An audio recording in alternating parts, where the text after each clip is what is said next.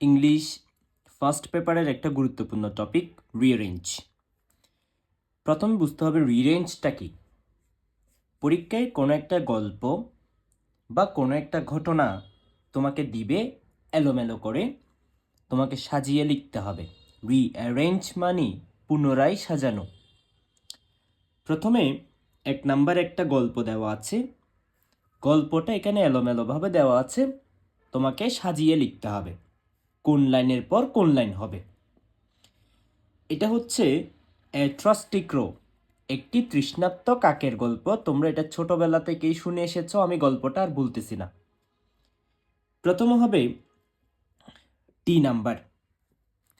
এ ক্রো, একটি কাক, was very trustee, খুবই তৃষ্ণার্ত ছিল, অ্যান্ড ওয়ান্টেড, এবং চাচ্ছিল, টু ড্রিঙ্ক ওয়াটার, পানি পান করতে।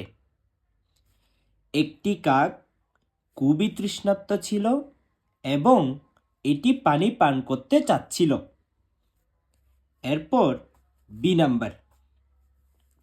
ইট ফ্লিউ ফ্রম, এটি উড়ে বেড়াচ্ছিল, ওয়ান প্লেস টু অ্যানাদার, এক জায়গা থেকে অন্য জায়গায়, ইন সার্চ অফ ওয়াটার, পানির খোঁজে।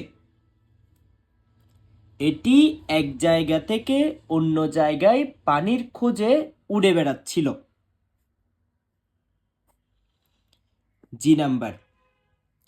অ্যাট লাস্ট, অবশেষে, ইট ফাউন্ড, এটি দেখতে পেল, এ জার, একটি কলসি, ইন এ গার্ডেন, একটি বাগানের মধ্যে। A number. বাট, কিন্তু, ওয়াটার ওয়াস, পানি ছিল, অ্যাট দ্য বটম, তলানিতে। বটম অর্থ হচ্ছে তলা বা তলানি। And out of its reach, এটির ধরাছোঁয়ার বাইরে। কিন্তু পানি ছিল তলানিতে, এটির ধরাছোঁয়ার বাইরে। এফ।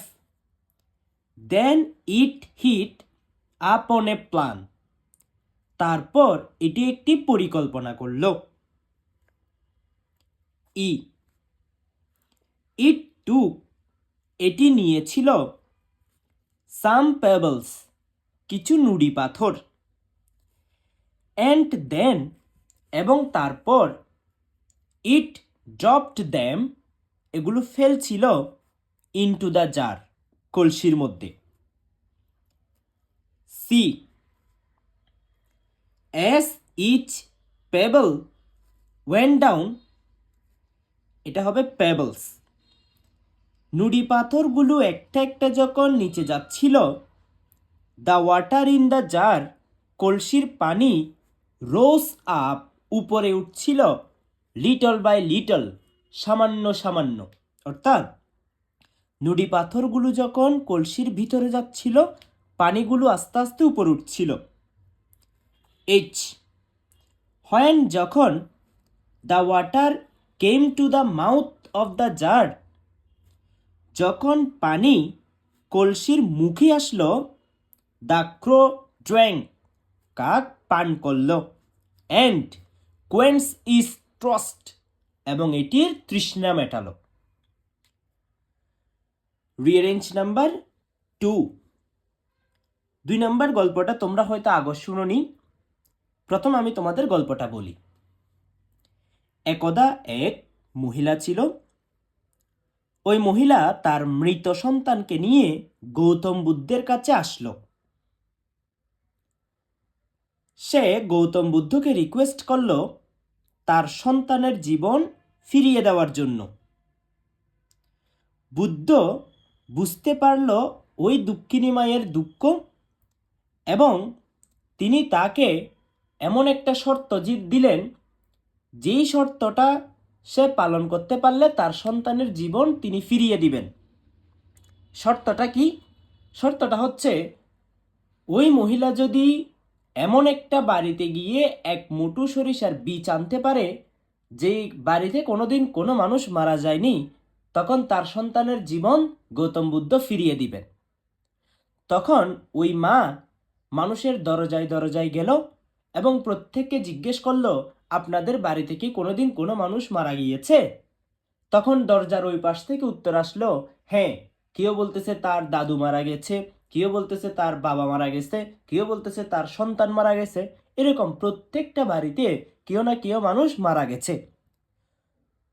ওই মহিলা এমন কোনো বাড়ি পায়নি যেখানে কোনো মানুষ মারা না গিয়ে থাকেনি। তখন মহিলা মন খারাপ করে বুদ্ধর কাছে ফেরত আসলো এবং তিনি যে সরিষার বীজ সংগ্রহ করতে পারল না, এই দুঃখটা গৌতম বুদ্ধকে খুলে বলল। তখন গৌতম বুদ্ধ মহিলাটিকে বলল, মৃত্যু অনিবার্য, আজ হোক কাল হোক আমাদের আপনাদের মৃত্যুবরণ করতে হবে। প্রত্যেক বাড়িতে কেউ না কেউ মানুষ মারা যাবে। অর্থাৎ এই শর্তটা কেন দিয়েছিলেন? শর্তটা দিয়েছিলেন এটা বোঝানোর জন্য যে প্রত্যেক বাড়িতে মানুষ মারা যায়, মানুষের মৃত্যু অনিবার্য, আজ হোক কাল হোক মারা যেতে হবে। প্রথম হবে ডি নাম্বার। ওয়ান ডে, একদিন, এ ওমেন, একটি মহিলা, কেম, এসেছিল, টু বুদ্ধ, বুদ্ধর কাছে, উইথ হার ডেড সন, তার মৃত সন্তানকে নিয়ে। তারপর বি নাম্বার।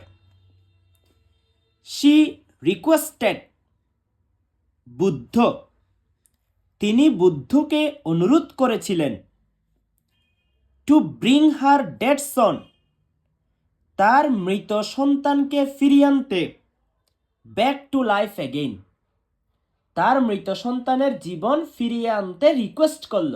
কে? মহিলাটি। G number.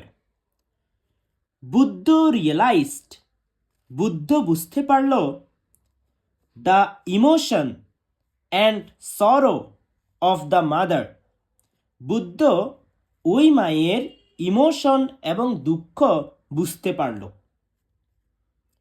A, he told that, সে তাকে বলল যে, ইফ শি কুড ব্রিং, যদি সে আনতে পারে, এ হ্যান্ডফুল, এক মুঠো, অফ মাস্টার্ড শিট, সরিষার বীজ, ফ্রম এ হাউস, এমন একটা বাড়ি থেকে, হয়ার, যেখানে, নো বডি, কেউ, হ্যাড ডাইড, কখনো কোনো মানুষ মারা যায়নি, হার সন উড বি অ্যালিভ অ্যাগেইন, তার সন্তান আবার জীবন ফিরিয়ে পাবে।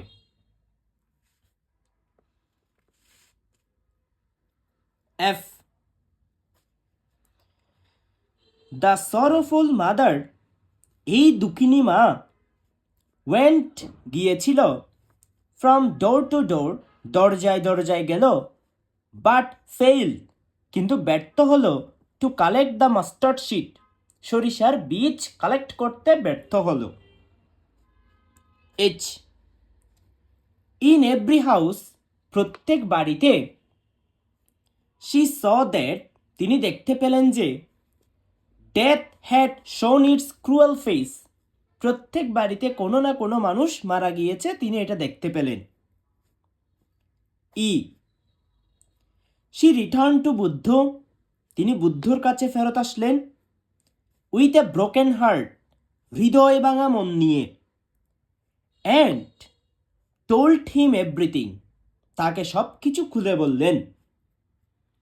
C, Buddha told her that, Buddha তাকে বললেন যে, death is inevitable to everybody, মৃত্যু সকলের জন্য অনিবার্য, and it was not possible, এবং এটি সম্ভব নয়, to bring back her dead son's life, তার মৃত সন্তানের জীবন ফিরিয়ে আনা।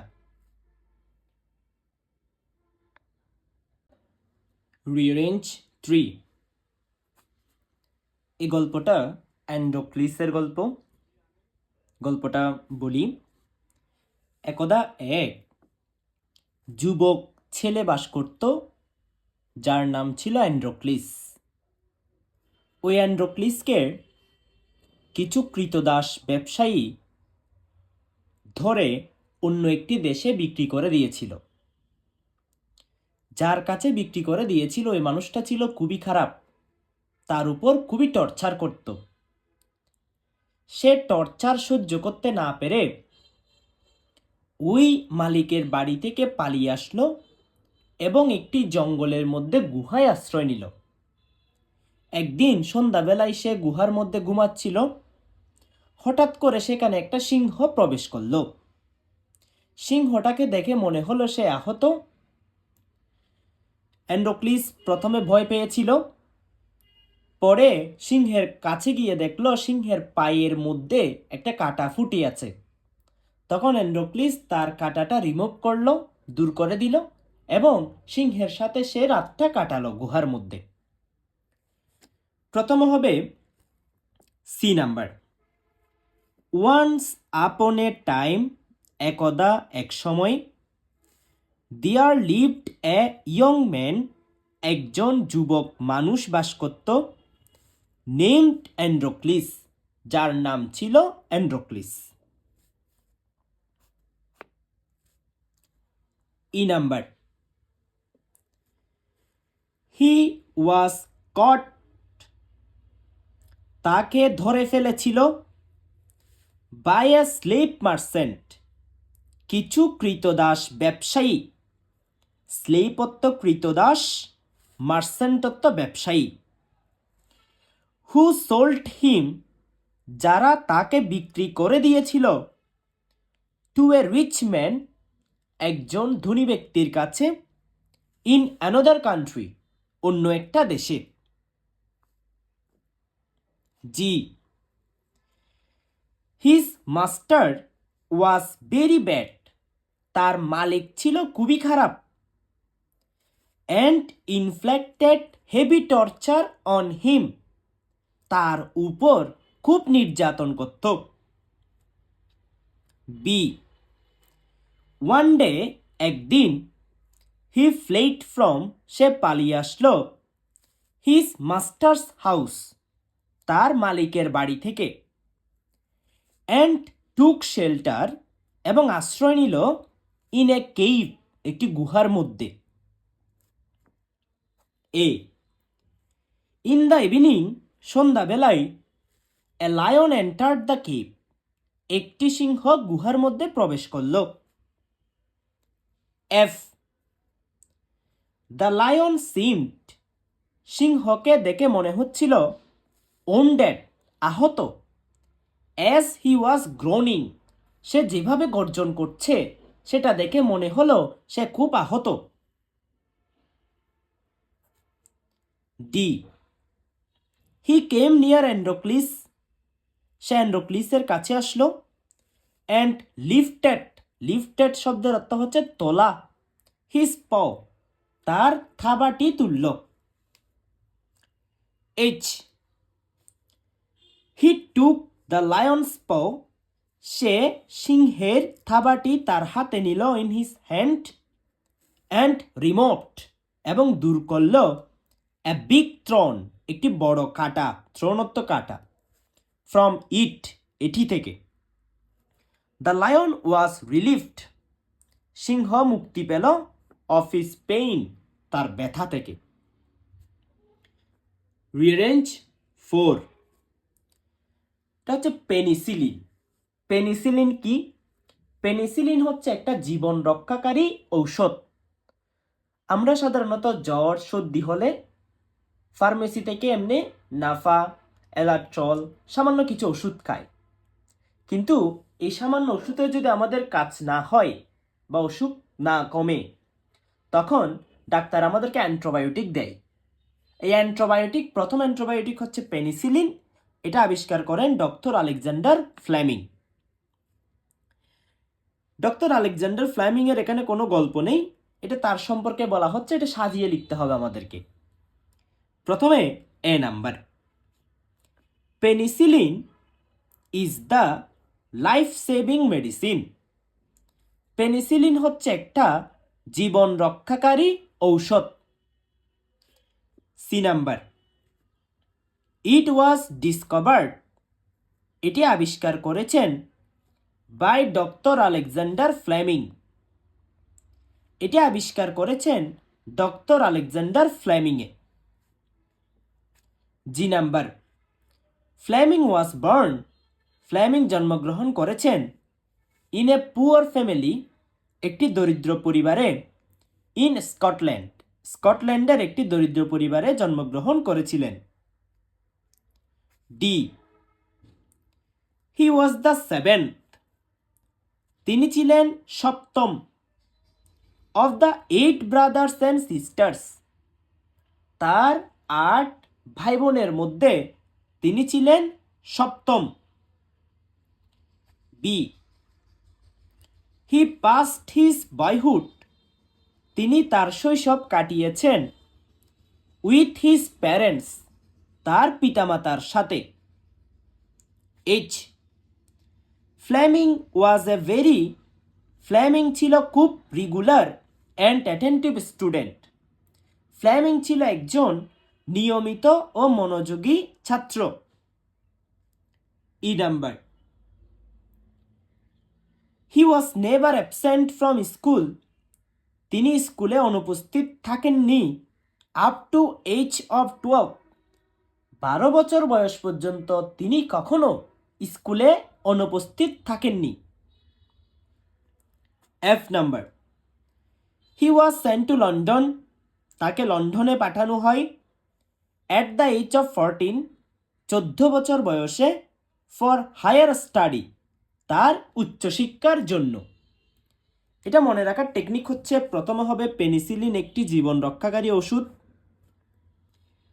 তারপর ইট ওয়াজ ডিসকভার্ড, এটি আবিষ্কার করেন ডক্টর আলেকজান্ডার ফ্লেমিং। তারপর G number, he was born, তিনি জন্মগ্রহণ করেন একটি দরিদ্র পরিবারে। তারপর ডি নাম্বার, তিনি ছিলেন 8 ভাই বোনের মধ্যে সপ্তম। তারপর বি নাম্বার, তিনি তার শৈশব কাটিয়েছেন তার পিতামাতার সাথে। তারপর এইচ নাম্বার, ফ্লেমিং ছিলেন খুবই রেগুলার অ্যান্ড অ্যাটেন্টিভ স্টুডেন্ট। তারপর ই নাম্বার, 12 বছর বয়স পর্যন্ত তিনি কখনো স্কুলে অনুপস্থিত থাকেননি। তারপর এফ নাম্বার, 14 বছর বয়সে তাকে লন্ডনে পাঠানো হয়।